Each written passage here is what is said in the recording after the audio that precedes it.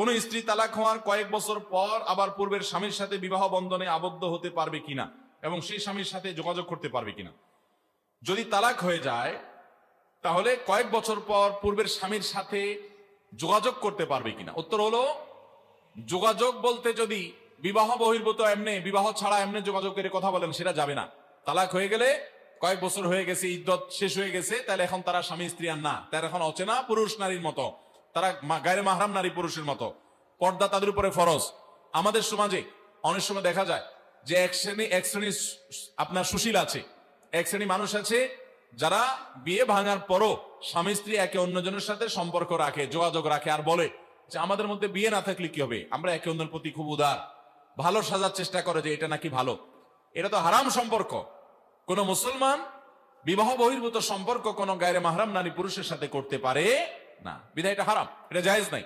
হ্যাঁ, যদি বলেন আপনি কয়েক বছর পরে সম্পর্ক করা বলতে, যোগাযোগ করা বলতে বিয়ে শাদী করা, তাহলে আমি বলবো সেটা জায়েজ হবে যদি আপনি ইতিপূর্বে সর্বোচ্চ 2 তালাক দিয়ে থাকেন। 1 তালাক দিয়েছেন, অনেক বছর হয়ে গেছে, তাহলে এখন নতুন করে বিয়ে করে আবার দুজন সংসার করতে পারেন। অথবা এর আগে 2 বার তালাক দেওয়া হয়েছে, এখন আপনারা চাইলে আবার বিয়ে করে একত্র হতে পারেন। কিন্তু যদি 3টা তালাক ইতিপূর্বে হয়ে যেয়ে থাকে, তাহলে আর এখন আপনারা বিবাহ করেও একত্র হওয়ার সুযোগ থাকবে না।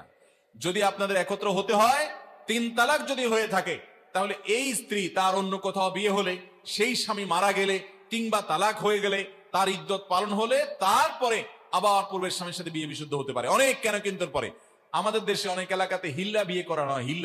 এই হিল্লা বিয়ে করানো এটা গুনাহ, এটা নাজায়েজ কাজ।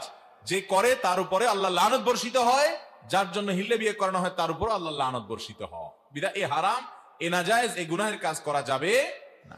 যাই হোক, তো আপনার যদি আগের স্বামী স্ত্রী ছিল, তালাক হয়ে গেছে, আবার একত্র হতে চান, তাহলে ওই যে যদি 1 বা 2 তালাক হয়, তাহলে কি করা যাবে, একত্র হওয়া যাবে। আর 3টা হয়ে গেলে আর করা যাবে না। এই জন্য তালাক দিতে সুন্নাহসম্মত তালাক দিতে হবে। যদি দেওয়া লাগে 1 তালাক, ব্যাস সুন্নাহসম্মত তালাক, তাহলে 10 বছর পর আবার চাইলে একত্র হওয়া যাবে।